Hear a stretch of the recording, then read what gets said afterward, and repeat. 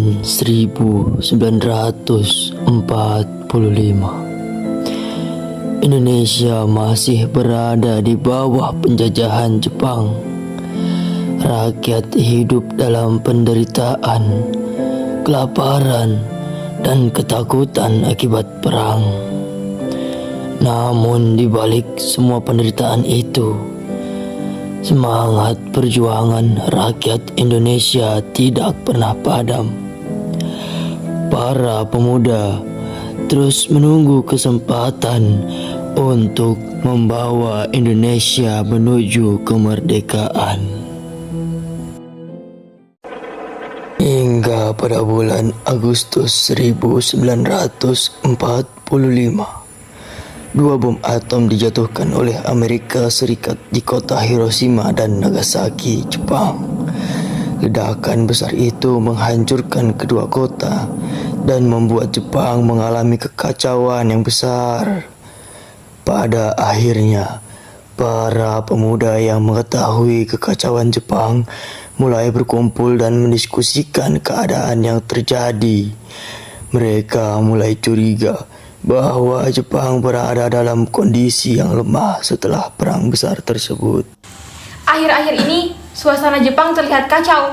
Saya dengar mereka mulai kalah perang. Kalau itu benar, kesempatan Indonesia untuk merdeka semakin dekat. Ternyata kecurigaan para pemuda itu benar. Tak lama kemudian, terdengar kabar bahwa Jepang telah menyerah kepada sekutu pada tanggal 15 Agustus 1945. Beginning to tick away after a brief pause. We did not get that information from the press associations. It came on our private wire from the White House. Now it's beginning to come. Bulletin AP. Washington, August. Ada apa? Jepang benar-benar menyerah kepada sekutu. Apa? Serius? Iya, saya mendengar dari radio luar negeri. Kalau begitu, Jepang benar-benar kalah. Ini kesempatan emas untuk merdeka. Kita tidak boleh menunggu lagi. Bung Karno harus segera memproklamasikan kemerdekaan. Tapi bagaimana kalau beliau masih ingin menunggu? Kita harus mendesak beliau malam ini juga. Ayo kita pergi. Ada apa malam-malam begini? Kami ingin bertemu Bung Karno. Ini penting.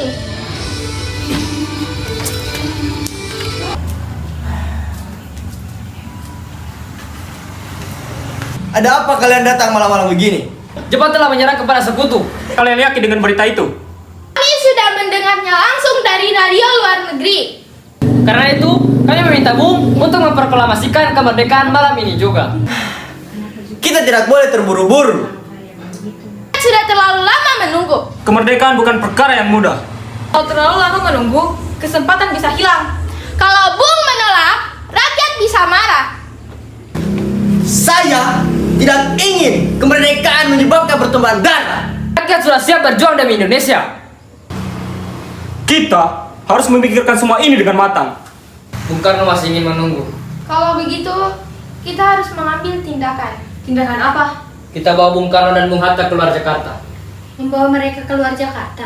Iya, agar mereka jauh dari pengaruh Jepang. Kemana? Rengas Dengklok. Di sana lebih aman. Besok Indonesia harus merdeka. Pada dini hari, tanggal 16 Agustus 1945, para pemuda membawa Soekarno dan Hatta menuju Rengas Dengklok. Kalian membawa kami kemana? Maafkan kami, Bung. Semua ini demi Indonesia. Kalian benar-benar nekat. Kami hanya tidak ingin kesempatan ini hilang. Kalian masih muda, tapi penuh semangat. Karena kami ingin Indonesia merdeka. Perjalanan menuju Rengas Dengklok berlangsung dalam suasana penuh ketegangan. Kalian benar-benar memaksa kami untuk pergi. Kalian harusnya berpikir panjang. Rakyat sudah terlalu lama dijajah. Kalau kita terus menunggu, sekutu bisa datang. Tapi kemerdekaan bukan hanya tentang keberanian, Tapi juga tindakan, Bung. Soekarno dan Hatta akhirnya tiba di Rengas Dengklok.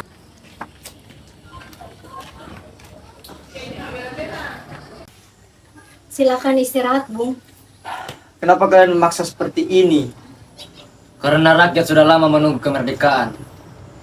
Tiap hari rakyat menderita. Kalian memang berani. Kami siap melakukan apa saja di Indonesia.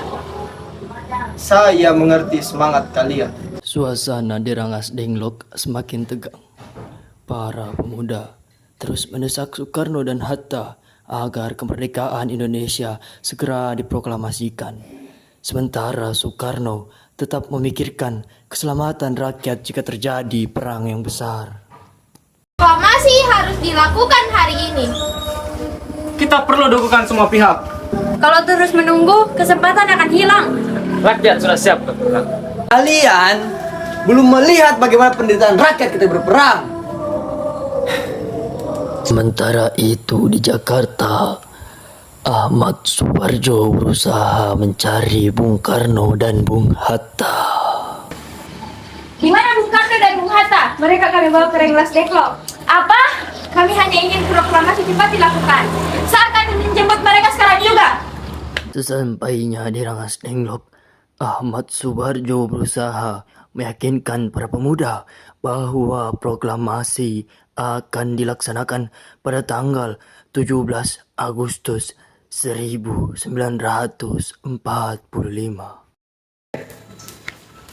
Saya menjamin proklamasi akan dilakukan besok tanggal 17 Agustus.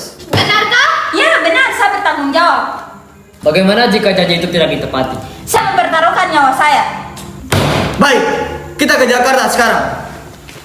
Akhirnya, para pemuda menyetujui keputusan tersebut. Soekarno dan Hatta kembali ke Jakarta untuk mempersiapkan naskah proklamasi kemerdekaan Indonesia.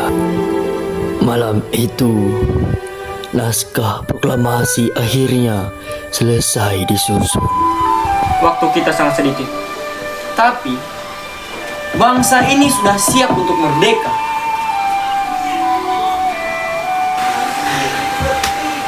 Tuliskan.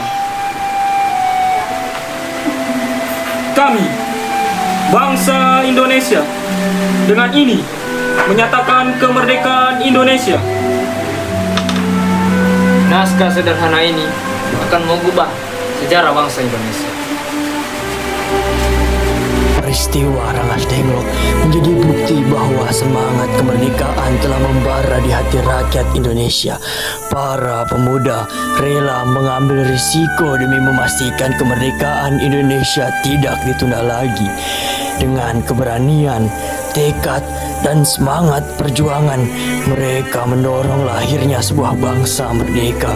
Dari sebuah rumah sederhana di Rangas Denglok, lahirlah keputusan besar yang mengubah sejarah Indonesia selamanya.